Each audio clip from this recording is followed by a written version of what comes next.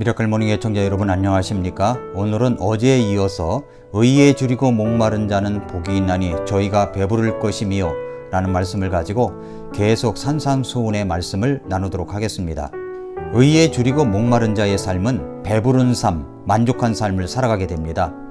어제 본 말씀에 첫째, 누가 의에 줄이고 목마른 사람이 될 수 있겠습니까? 살아있는 사람입니다. 왜 불의가 그렇게 판을 치고 세상에는 그 쾌락을 추구하는 사람들이 그렇게 헐떡이고 있습니까? 영적으로 죽어있기 때문입니다. 내가 하나님의 의에 대해서 목말라 한다는 것은 내가 살아있다는 증거입니다. 둘째, 우리는 무엇에 줄이고 목말라야 합니까? 바로 하나님의 의입니다. 의에 줄이고 목마른 자는 의입니다. 그 의가 무엇일까요? 하나님 그 자체이십니다. 예수 그리스도이십니다. 그 의는 하나님의 의입니다. 구약에 500번, 신약에 200번 이상 그 단어가 등장하는 그 의는 하나님의 의를 이야기하는 것입니다. 그 의는 바로 복음입니다. 오늘은 그 세 번째를 계속 고찰해 나가겠습니다. 셋째로 왜 줄이고 목말라야 할까요? 마태복음 5장 6절 말씀을 다시 볼까요? 의에 줄이고 목마른 자들은 복이 있나니 그들은 배부를 것이기 때문이요 라고 말씀을 했습니다. 의에 줄이고 목말라 할 때 배부름이 있습니다. 갈증이 해결이 됩니다. 참 만족이 있습니다. 우는 아기에 젖을 더 준다는 말이 있죠. 목말라 하면 그만큼 하나님께서 그 목마름을 채워주시는 것입니다. 왜 줄이고 목말라 합니까? 진정한 갈증과 배고픔을 해결할 수가 있기 때문입니다. 배부르게 된다고 하는 것은 궁극적인 만족을 뜻합니다. 우리가 만족하는 삶을 살아간다는 것은 얼마나 행복한 일입니까? 그런데 이 만족은 우리의 삶에 있어서 어떻게 이루어지고 있습니까? 어떻게 이루어지고 있는가를 미래적인 측면과 현재적인 측면으로 나누어서 생각한다면 첫 번째로 미래적인 측면을 보겠습니다. 미래적인 측면을 보면 의에 줄이고 목말라 한다는 것은 이 말씀에 미래적 언약에 대한 소망을 두고 있다고 말할 수가 있습니다. 우리는 불의한 세상 속에서 불의를 당하게 되면 우리는 그 억울함을 호소할 수밖에 없습니다. 그것이 바로 무엇입니까? 기도입니다. 그래서 기도합니다. 그래서 주님께 탄원합니다. 그렇게 하면 주님은 우리의 탄원을 들으시고 우리의 탄원 내용 그대로 들어주실 것이기 때문입니다. 그뿐만 아니라 불의한 세상 속에서 우리가 그 불의한 일을 당할 때마다 의를 호소할 때 주님께서는 그 탄원을 쌓아두시고 계시는 것입니다. 그래서 마지막 심판날에 하나님의 놀라운 심판이 있게 되는 것입니다. 요한계시록 21장 4절은 이렇게 말씀합니다. 또 하나님께서 그들의 눈에서 모든 눈물을 씻어 주시리라. 다시는 사망이 없고 슬픔도 울부짖음도 없으며 또 아픔도 다시는 없으리니 이는 이전 것들이 지나갔기 때문이라 하더라 라고 말씀을 하셨습니다. 이것은 하나님의 의를 사모하는 자들에게 앞으로 주님 앞에서 섰을 때에 주실 미래적인 축복을 이야기하고 있는 것입니다. 이게 미래적인 축복이고요. 현재적인 측면을 보겠습니다. 의에 줄이고 목마른 자들은 복이 있나니 그들이 배부를 것이기 때문이요 라고 말씀을 했습니다. 이 말씀은 불의한 세상 속에서도 지금 이 순간 구체적으로 경험할 수 있는 현재의 축복의 이야기입니다. 미래적인 것만 이야기 있는 것이 아닙니다. 현재적인 면도 있는 것입니다. 세상은 참 어둡습니다. 세상은 참 불공평합니다. 세상은 불의합니다. 그런데 이 불의한 세상의 한복판에서 우리가 믿음을 갖고 살아가노라면 이 불의한 세상 속에서도 하나님이 우리를 보호하시고 축복하시고 인도하심을 경험할 수 있음을 말씀하시고 있습니다. 예수님을 따라다니던 사람들이 있었습니다. 당시에 그들은 이제 때가 되어서 당장 그들은 먹을 것이 없었습니다.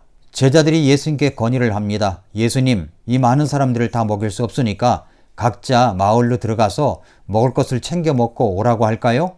예수님께서는 아니라고 하십니다. 너희들이 먹을 것을 해결해 보라고 하십니다. 예수님이 그 수많은 무리들, 장정만 5,000명이 넘는 사람들이 모였으니까 부녀자와 어린아이까지 합치면 10,000명, 15,000명 이상이 되는데 너희들이 그 문제를, 배고픔의 문제를 해결해 봐라 하니까 이분들이 어쩔 줄을 몰라 했습니다.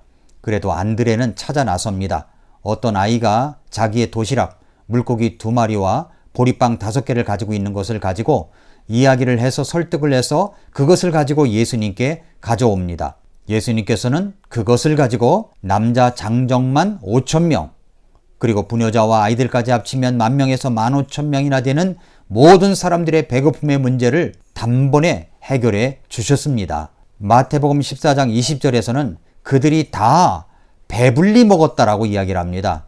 배부름이라는 단어는 오늘 읽었던 본문 말씀 마태복음 5장 6절에서의 배부를 것이요라는 단어와 똑같은 단어입니다. 그들은 아무것도 없는 빈들에서 예수님으로 인하여 배불리 먹고도 남았습니다. 현재적 보상이라는 것이 바로 이것입니다. 예수님을 믿으면 미래에만 잘 된다는 게 아니라 바로 현재적으로 우리가 살아가는 동안에 배불리 먹고도 남는 역사가 일어나게 된다는 것입니다. 어떻게 할 때 그렇게 된다고요? 의에 줄이고 목말라 할 때 우리는 하나님이 주시는 놀라운 능력으로 배부르게 된다고 하는 말씀을 우리에게 주시고 있습니다. 배부를 것이다 라고 말씀하고 있습니다. 그리스도인들이 하나님의 의를 사모하게 되면 포만감 있고 만족하고 배부름이 있는 생활을 하게 됩니다. 이 사실을 믿고 여러분 의에 줄이고 목말라 하는 여러분들이 되시기를 바랍니다. 넷째로, 그렇다면 어떻게 우리가 의에 줄이고 목말라 하는 사람이 될 수가 있을까요? 팔복의 순서를 한번 보십시오. 영이 가난한 자들은 복이 있나니 라고 했습니다. 어떻게 영이 가난하게 될 수가 있습니까? 하나님의 눈으로 나를 볼 때 그렇게 될 수가 있습니다. 하나님의 눈으로 나를 보게 되면, 나에 대한 모든 정보를 보게 되면 나는 가난하게 되지 않을 수가 없습니다. 아무것도 아니라는 사실을 깨닫습니다. 아무것도 가진 것이 없다는 사실을 깨닫습니다. 그렇게 되면 영이 가난한 자가 되지 않을 수가 없는 것입니다. 영이 가난한 자들은 복이 있습니다.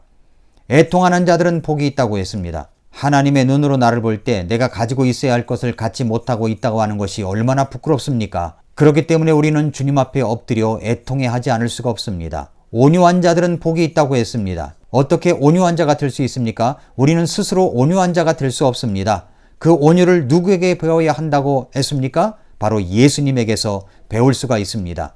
예수님은 마음이 온유하시고 겸손하신 분이십니다. 그래서 예수님은 내게 오라고, 내게 와서 배우라고 말씀하셨습니다. 그래서 우리가 예수님 앞에 나와 예수님을 배우겠다는 그 의지를 보일 때 우리는 그 온유함을 가지게 될 수가 있습니다. 삶을 조절하는 법을 배울 수가 있게 되는 것입니다. 국어 선생님이 학생들에게 물었답니다. 먹다의 과거형은 무엇일까요?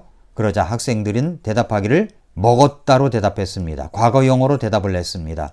그러자 선생님은 그게 아니라고 말합니다. 먹다의 과거형은 배고프다라고 이야기를 합니다. 배고프니까 먹었지요.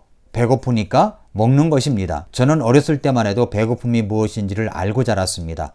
그러나 요즘 세대는 배고픔이 뭔지를 잘 모릅니다. 정말 먹을 것이 없으면 하나밖에 생각이 나지 않습니다. 그것이 무엇입니까? 먹을 것밖에 생각이 나지 않습니다. 내가 정말로 진정 의에 줄이고 목말라 하면 하나밖에 생각나지 않습니다. 그것은 바로 하나님이십니다. 예수 그리스도이십니다. 십자가의 복음입니다.